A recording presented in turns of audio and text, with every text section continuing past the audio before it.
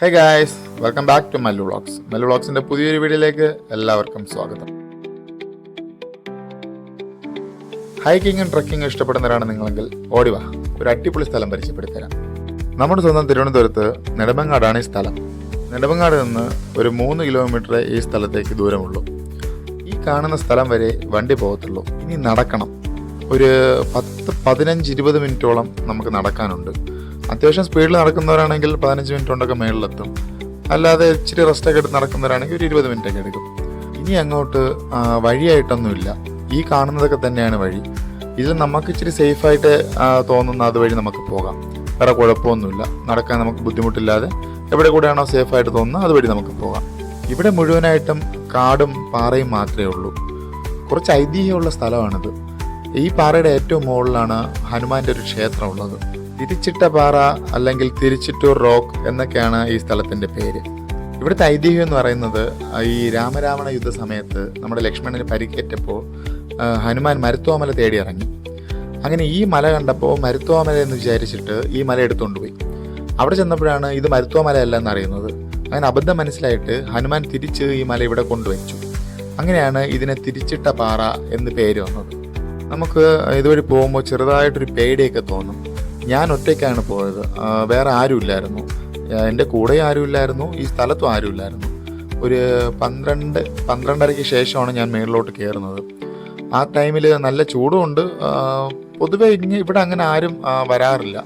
ഇടയ്ക്ക് ആരെങ്കിലുമൊക്കെ ഇങ്ങനെ വരുന്നതും പിന്നെ ഈ അമ്പലത്തിൽ പോകാനായിട്ട് ആ ഒരു ടൈമിൽ വരുന്ന ആൾക്കാർ മാത്രമേ ഉള്ളൂ. പിന്നെ ഈ സ്ഥലം കാണാൻ വേണ്ടിയിട്ട് വൈകുന്നേരങ്ങളിലൊക്കെ വരുന്ന ആൾക്കാർ.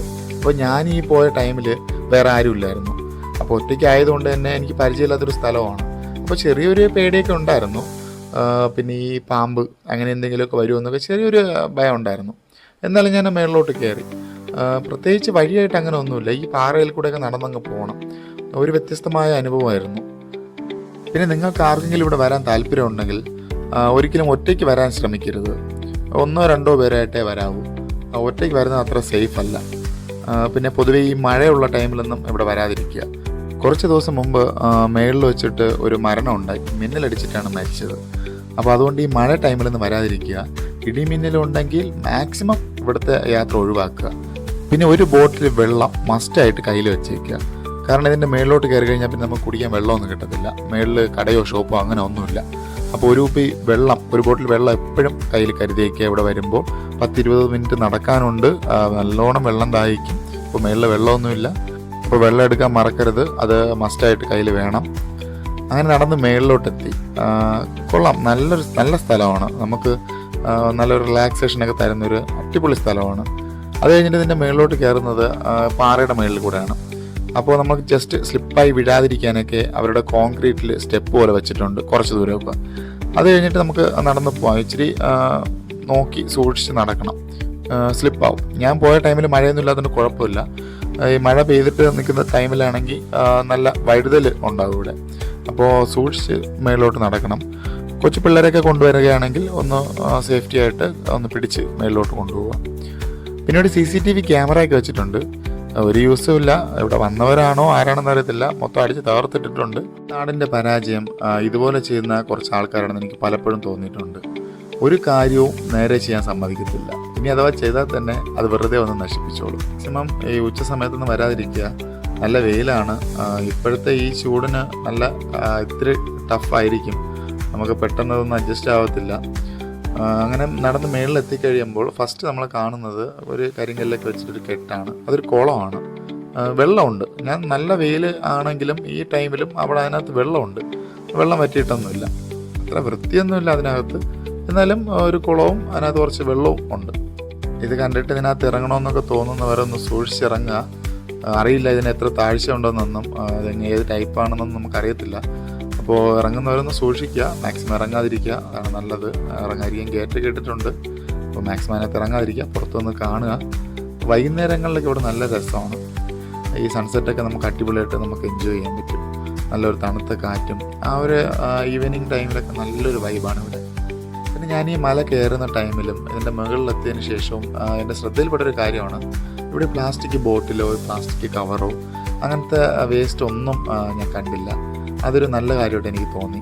കാരണം അവിടെ വരുന്നവർ അത്യാവശ്യം വൃത്തിയായിട്ട് സൂക്ഷിക്കുന്നുണ്ട്, ഒരു പരിസ്ഥിതി ബോധമുണ്ട്. അപ്പോൾ ഇവിടെ വരുന്നവർ മാക്സിമം ഇവിടെ ചപ്പ് ചവറന്നിടാതെ സൂക്ഷിക്കുക. നമ്മൾ കൊണ്ടുവരുന്ന ബോട്ടിൽ നമ്മൾ തന്നെ തിരിച്ച് കൊണ്ടുപോവുക.